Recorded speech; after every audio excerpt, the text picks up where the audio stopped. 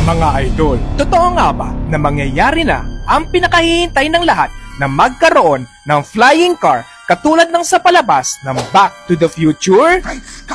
Totoo po ba yun, Kuya GB? Tara po, tanamin po natin. Babalalang mga idol, kung kayo po ay likas na hindi mapanuwalain at kung ayaw nyo pong nakakarinig ng ganitong klaseng kwento, skip nyo lang po ang video ito. Okay? Noong taong 1985, merong isang movie ang talagang tinangkilik ng mga manonood dahil sa sobrang extraordinary ng palabas na ito. At ito ang tinatawag na Back to the Future. Dahil sa sobrang ganda ng palabas na ito, nagkaroon po ito ng Part 1, Part 2, at Part 3. At dahil nga sa nagustuhan ko ang palabas na ito na po ang masasabi kong pinaka-top 1 na pinaka-favorite kong movie. At ang dalawang bida sa palabas na ito na talagang tumatak sa mga tao ay sina Michael J. Fox as Marty McFly at si Christopher Lloyd as Dr. Emmett Brown. Sa palabas na ito, si Dr. Emmett Brown ay gumawa ng isang flying car na time machine. Tama po, isa pong time machine na pwede mag-travel sa past at sa future.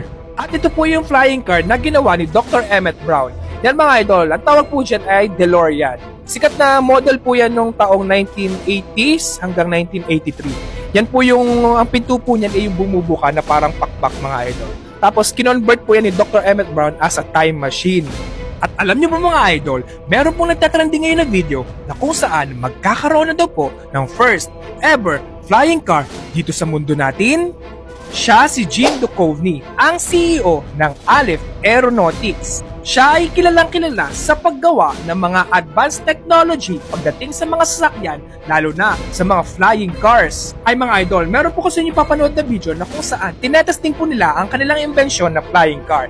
Disclaimer lang mga idol, ang sasakyan po ito ay prototype pa lamang. Okay? Inuulit ko, prototype pa lamang po. Credits na din po sa may-ari ng video ito sa Aleph Aeronautics. At ito po yung video mga idol, sabay-sabay po natin panoorin. Okay?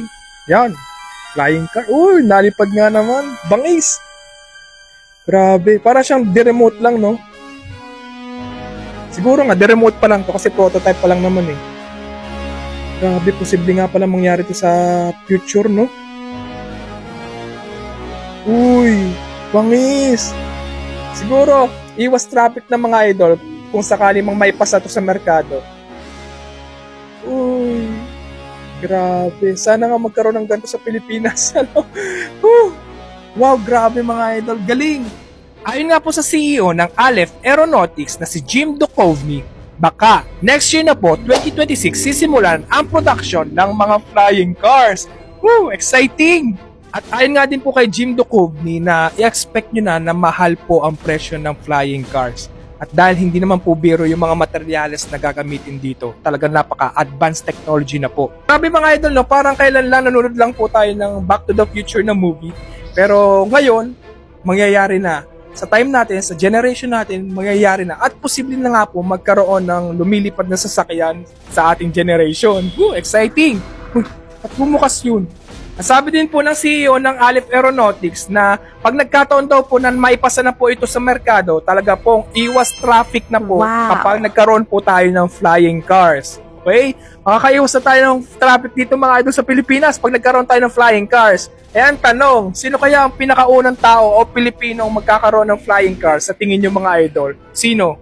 Pero kung imagine po natin mga idol, no? Kapag nagkaroon na po ng flying cars dito sa mundo natin, makakakita po tayo ng mga flying cars na bumabagsak. Yung kumbaga hindi naman po maiwasan ng mga malfunctions o yung may problema sa mga ganyang flying cars. Siyempre, may mga accident din siguro na mangyayari sa himpapawid.